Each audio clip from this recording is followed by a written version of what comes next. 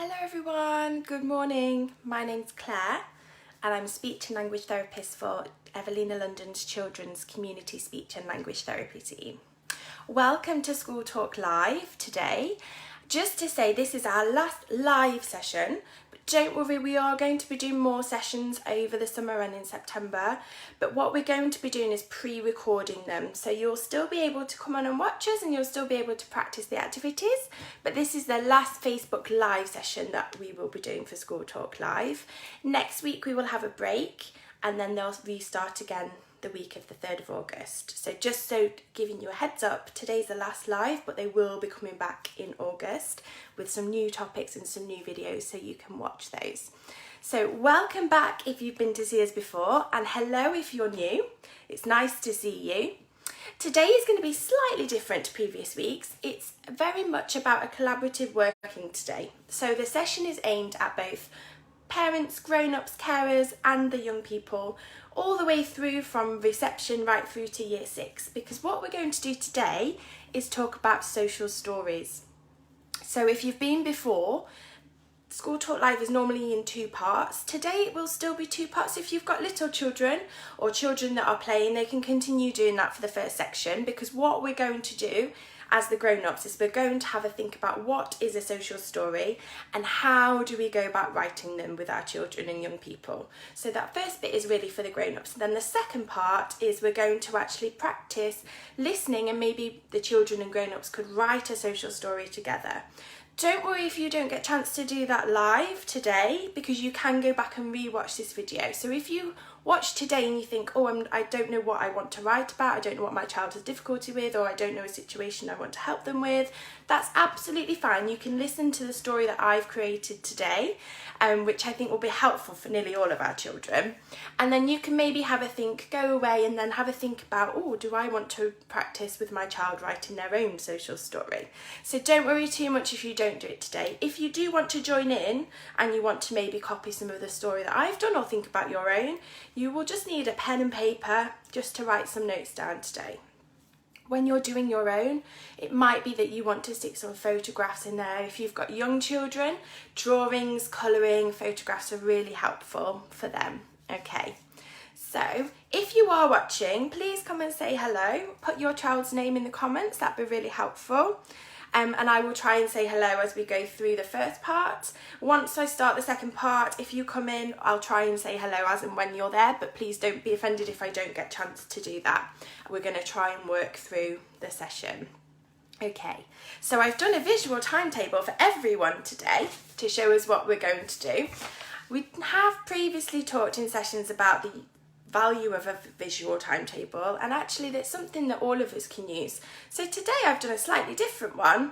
Normally I've had my post-it notes and sellotape and I've ripped them off and put them in my bag, but today I've just drawn one to show you how you can do your own visual timetable at home. And sometimes this one's quite helpful for older children if they want to plan their own day, because they can tick off each activity as and when they've done it. So I just thought this might be quite nice for us all to do today together. So we're going to say hello, we're going to talk about social stories, ask if there's any questions for me. I'm going to hang around at the end, so if you've got any questions you can pop them in the comments, and then we're going to say goodbye. Okay, so we've said hello, and I'll say hello again. I can see a few people are watching, so hello if you're watching.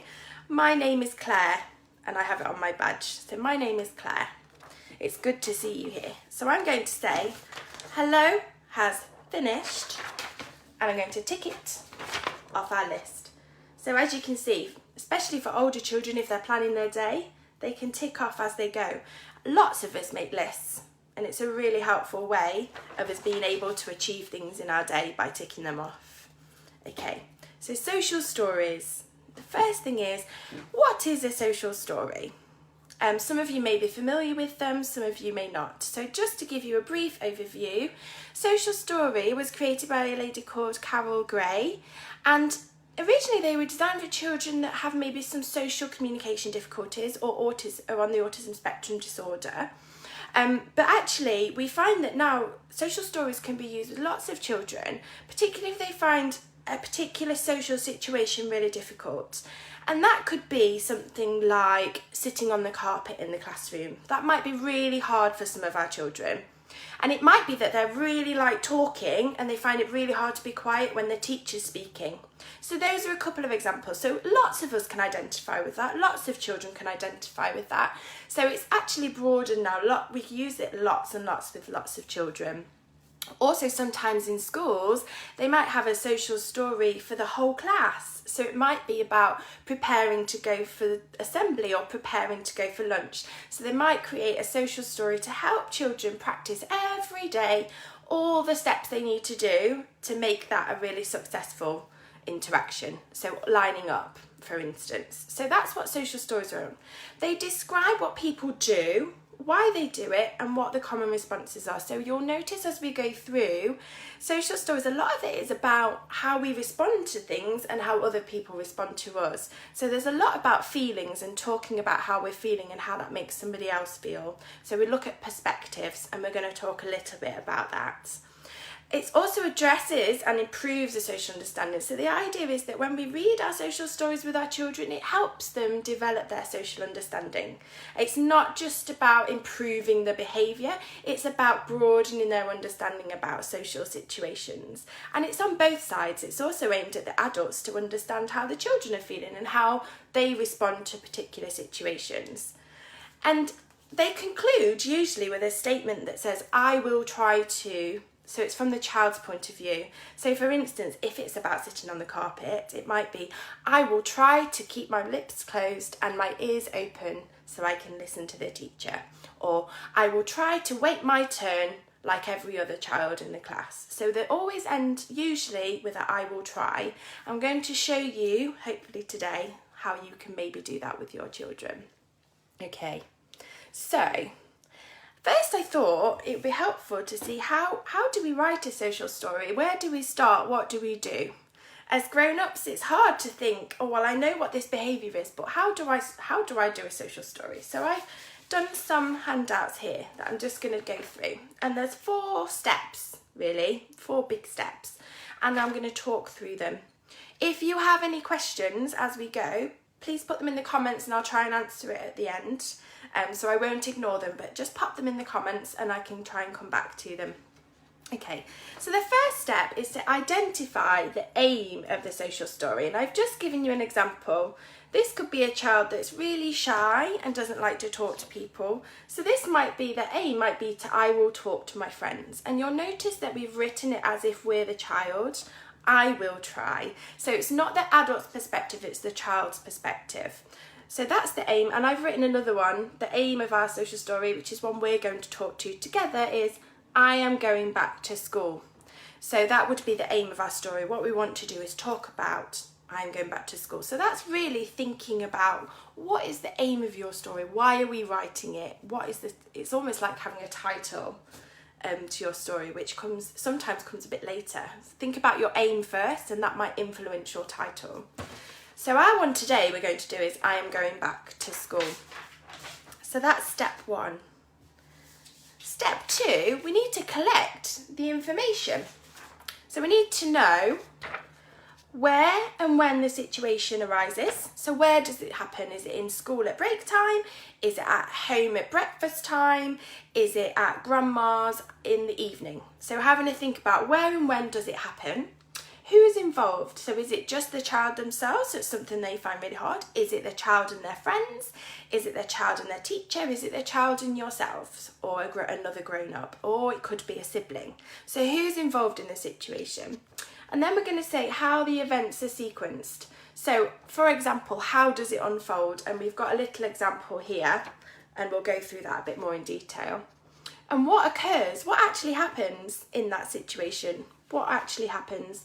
And why? And this can sometimes be the hardest thing, is to think about why. Why is it happening? So if you have a look here on my example, I've put, it would be where and when it is in class at carpet time. Hopefully you can all see that. So that's the where and when. And then it's who is there. It's me and my classmates. So that's the who. And also you might include the teacher there, because if it's at carpet time, the teacher's going to be there in the class.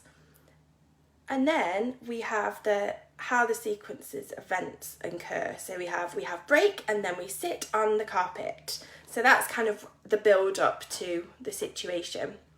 And then we've got the what occurs, and we can say, I need to try and sit quietly. So that's what we need to do. The aim is they're going to need to sit quietly. And then why? And it's because it makes the teacher pleased when I sit quietly. And also you can add in other things there, like it makes my teacher happy, it makes my friends happy, it means that I learn more. So thinking about your child individually, what helps them to achieve the why. Okay, so that can be different for every social situation. So just have a think about that with your individual child. Everyone is very different, so don't worry about getting it particularly wrong. It's just having to think about those steps is helpful. Okay, then we have step 3. Think of a title, and we say questions make good title. So when we've thought about the aim, you can then think about the title. So I've just put an example on here of why it's important to answer the register. And then we've got carpet time in class 1. And then we've got I'm going back to school. And it often links to the aims, but not always. So mine do link to the aims, but just thinking about asking a question is sometimes quite a helpful title. Why do I need to sit on the carpet quietly, for example? So having to think about that as your title. And then the last step, so far, hopefully you can see it's quite simple steps. There's not too much to do to writing the story. And then once you've thought about all of those aspects, you can actually start writing your story. So step 4 is to begin writing your story. And what I've done is I've written here some ideas of what you can do and some of the top tips to be able to write a story. And I'm going to go through them a little bit later as well. So we're going to go through the top tips. Okay. So introduce the topic first, and this says descriptive sentences. So what we want to do at the start is really write a description, and when we go through my social story with the young people later, you'll understand how much we use descriptive before we go on to perspective. So I've given you an example. So my name is, and I am in class X. So it's a description. So I could say my name is Claire and I am a speech and language therapist. So that's just a very descriptive word, but it opens the scene. I come to school every day, and most days we spend lots of time sitting on the carpet. So again, it's describing. So I'm using the carpet time social story example, and that's how we can set the scene. So we're setting the scene for our children. But again, notice I'm using I, so we're talking as if we are the child. So they're writing their own story. This is for them. Okay? Can everyone see? I'm just conscious of the screen. So I come to school every day, and most days we spend lots of time sitting on the carpet, and then we can add more detail into that. That's just to give you an example. Okay, and then the perspective. This is where we describe the perspective of other people involved. So hopefully you can see that. And I've given you an example. So my teacher is pleased when I sit quietly on the carpet. She likes it when children raise their hands to ask a question. So if you can see, that's really thinking about the other person's perspective. So it might be that the child finds it really difficult, but actually what makes the teacher happy? So if I sit quietly, the teacher is really pleased with me and I might get a gold star. Or my teacher's really pleased with me because it means she can talk and the rest of the class can hear what she's saying. So it's really starting to get them to think about how their actions make other people feel, and that's part of that social understanding. So that's really how to write a social story. It's very basic steps, but you need to think about each step along the way. And I'm going to give you some top tips now about writing that. So that's how to do it, but there's some real top tips of writing a really good story. So the first one I've talked about a lot is that's talking from the child's perspective. So using I as if they were writing the story. And if you have an older child, they might be able to do that with you, write that story with you. So I find it hard, or I know my teacher's happy when I will try to. So it's really about it being the child's perspective, not the adult's perspective. And you can use I, or you can use the child's name. So you could use Johnny or Mohammed or Ahmed. You can use their name if you want to. you need to make it literally accurate. So usually, sometimes, may, will try to, they're quite nice words. I usually go to school at 9 a.m. I usually play with exit playtime. I will try to sit on the carpet quietly. I will try to play with my friends more. So using that type of language. Really be positive. So try not to use don't. So don't do this, don't do that.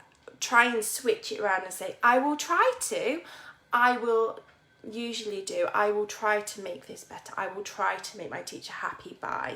So try not to use negative words, because what we want to do is make this a positive outcome for the child, not a negative experience. Use pictures and symbols if you can. So in my story I'm going to show you in a minute, I've done some symbols, but photographs, if you've got children and young people, photographs of them doing things really well is really helpful, and they respond really positively to photographs and drawings. And the children might draw their own, so they might want to draw a picture of their school, or they might want to draw a picture of their friends, or they might want to draw a picture of them washing their hands. Whatever the story is about, using photographs, pictures, symbols is really, really helpful for them to be successful stories. So I know at the moment it's quite hard to get things printed if you don't have a printer, so drawings can be easily accessible and children enjoy doing that in colouring, so you could do that way. If it's long, so if it's a really long story, try and chunk it together. So try not to make it just lots and lots of writing. My one today isn't perfect. I would have liked to have had it more in a book form, but it's just to show you how you can do the structure. But have a think about your child and what's appropriate for them. Try chunking things together so it's not just lots and lots of writing, because that can be overwhelming for children. And make sure the child will understand the language used. So try and make the language applicable to your child's age group. So again, mine is sort of aimed at maybe middle primary. So some of the younger children will be able to access it, but a lot of the older children will be able to read it. But try and think about your child's age. So if they are really little, maybe just very few words per phrase. So you get the key points in there. I will try to, and then just one word, rather than I will try to sit on the carpet really nicely and listen to my teacher, because that would be too long for them. So try and think about the language that's appropriate for your child. Okay. As I say, if you've got any questions, because I know that that's a lot of information to take in a very short space of time.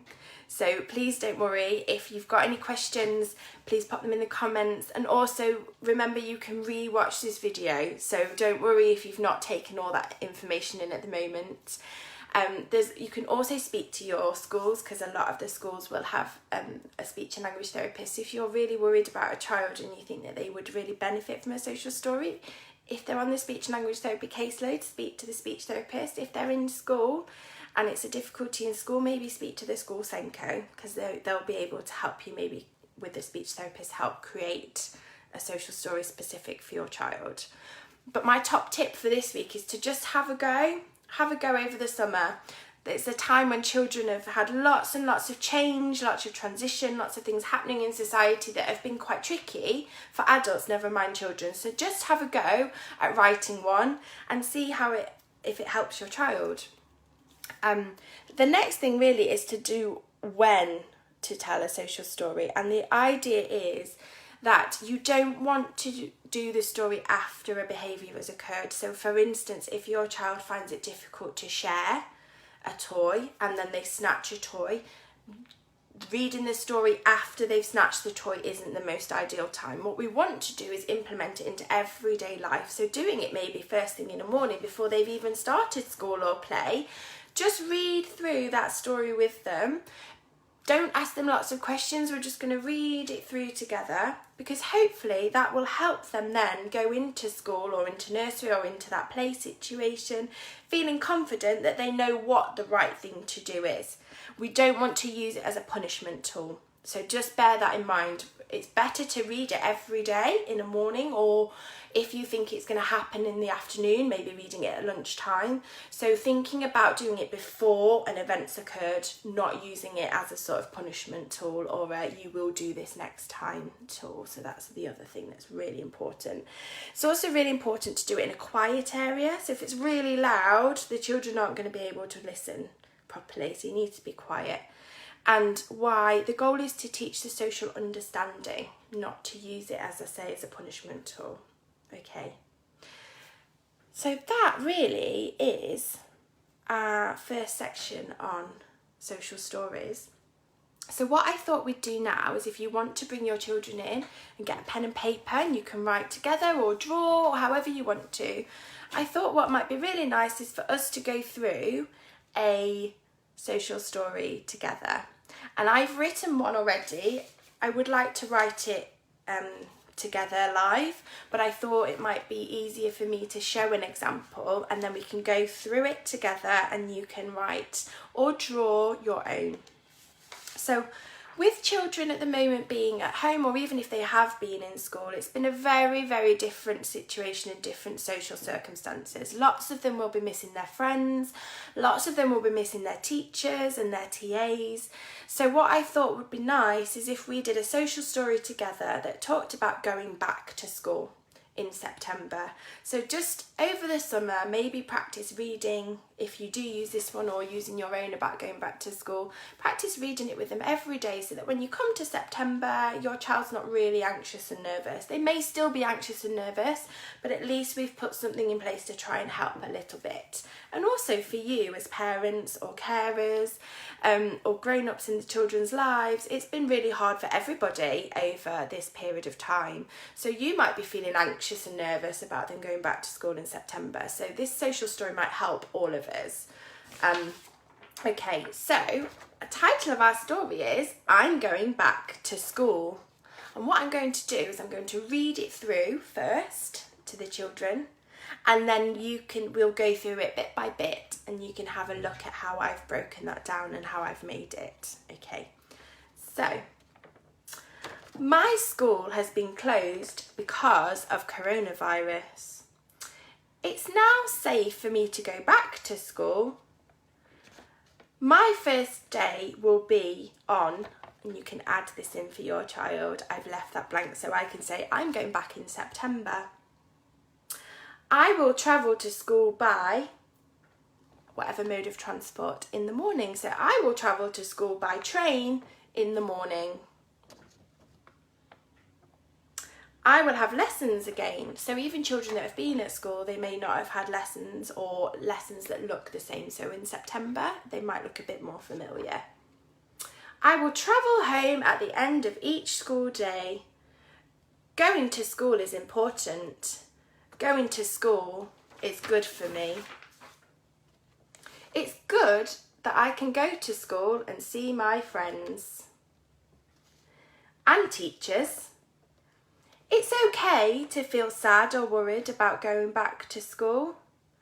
If I am sad or worried about going back to school, I can talk to an adult who looks after me. It is safe to go back to school. I can be happy about going back to school. Okay, so that's the story. As you can see, it's quite short, and I'm hoping you can see all the different steps in there of talking about describing the situation. So we're saying what's been happening at home. We've had coronavirus, we've not been able to go to school. We've then talked about what will happen, so lessons will start again. And then we've talked about how we might be feeling. So saying it's okay to feel anxious, but I can go to school and be happy. So I'm going to go through those steps again with you at the start so we can read it through again. So you might want to read your stories through a couple of times with your children each day. So, my school has been closed because of coronavirus, and you can see that I've drawn some pictures to help us. You could draw some pictures too if you're working with your grown-up at home. It's now safe for me to go back to school. So the grown-ups are telling us now it's okay, we can go back to school, so it's safe for us to do so. That's what the grown-ups are telling us. Okay. The first day that I will be back at school, is on, and mine is going to say September. Yours might say the 3rd of September, the 4th of September. I'm not sure what the school terms are because they're all different across the nation. So you can fill that in. When is your first day back at school going to be? And isn't that exciting that you're going to go back? I will travel to school by, and I travel by train. So I'm going to put train in mine, in the morning. So I'm going to go to school in the morning. When will you go to school? Maybe in the morning or in the afternoon. Maybe you do in the morning some days and afternoons other days. Okay, so when do you go to school? I will have lessons again. So I will have lessons again, and in those lessons might be our teacher and our friends. So we'll be learning again. I will travel home at the end of each school day. So we'll go to school and then we come home from school. So we know that we're not at school all day. Going to school is important. Going to school is really important because it helps us learn. So going to school is important. Going to school is good for me. Going to school is good for me. It helps with our learning. It helps with how we feel. It helps us to make friends. So going to school is good for me. It is good that I can go to school and see my friends. I think lots of us have missed our friends. So it's good to go to school and we can see our friends. And our teachers, because I think lots of children have missed their teachers too. It's okay to feel sad or worried about going back to school. It's okay to feel sad or worried about going back to school. It's okay to feel that way. If I am sad or worried about going back to school, I can speak to an adult who looks after me. So you can speak to someone about how you're feeling. That's okay. We can all feel worried sometimes. It is safe to go back to school. I can be happy about going back to school. So it's okay to feel sad or worried, but it's safe so we can be happy about going back. Okay, so that's our social story that we've done together. Maybe you could try and write one with all the steps that we've been through earlier. Maybe you could try and write one with your children at home. You don't have to do that right now, but you could maybe try and do that when you re-watch the video, maybe watch the steps, maybe have a think about something that your child finds a little bit tricky socially. That would be really helpful for them over the summer to maybe help them go back to school in September. Okay, so our social stories has finished. So I'm going to tick it off. Tick it off. Say social stories has finished. And I've written here any questions because there was lots to take in today. Does anyone have any questions? Do you want to type them in the comments? And I will try and answer them if I can. Don't worry if you can't think of one now. You can always email us if afterwards, or type in the comments afterwards and ask us, and we can check to see if there's any questions coming later. What I'm just going to do now, while you're maybe thinking of a question, is to just say our school starters week is happening beginning the 3rd of August. So if you're on a speech and language therapist caseload for your reception age children, so this is for children going from nursery into reception, so they may be 4 or 5. If you're on the speech and language therapy caseload, you'll be getting some information sent to you by email and by post for that transition. So there'll be an e-learning pack for you to work through. But just to say, if you're not on the caseload and you think that your child's going to reception, you think it would be helpful, that's absolutely fine to join us on Facebook, because we're going to be putting something on every day from the week commencing the 3rd of August. So Monday to Friday, there will be something going on Facebook every day, and the aim is to help your children prepare for going from nursery or from home into school. So it would be really helpful, even if your child doesn't have speech and language, come and join us, because we're going to be doing some live posts and also some videos and giving you some ideas of how to help them prepare for school. So that's everything everything for today. And just to remind you that next week is a break, so there won't be any School Talk Live next week, but we will be putting videos on from the week of the 3rd as well. So you'll be getting the transitions week and you'll be getting some School Talk Live videos coming over the summer too. So hopefully there'll be lots of things to help you prepare your children to go back to school. And if they're starting school, best of luck to them in September. If nobody's got any questions right now, I'll leave it there for today. Thank you so much for coming. As always, it's really good to see you. And I can just see that Jensen's joined us. So hi, Jensen. Good to see you. Thank you for coming. And questions has finished. I'm going to tick that off. And then we're going to say goodbye. And I didn't do a hello song to start with, but for some of our younger children or younger watchers, or for any older children that like singing, let's sing goodbye to everyone in 3, 2, 1. Goodbye everyone, goodbye everyone, goodbye everyone, we'll see you again here soon. We'll do that again. Goodbye everyone, goodbye everyone, goodbye everyone, we'll see you again here soon. Goodbye everyone, thank you so much for coming. If you've got any questions, remember there's our email address. I'll pop it again in the comments for you, and you can have a look on our website if you want to have a look at our flyers or any further information that you might be able to find on there. And don't forget, week commencing the 3rd of August, 3rd to the 7th, there'll be something every day on Facebook Live from us to help with transition to school. Okay, thanks for coming everyone. Take care. Bye.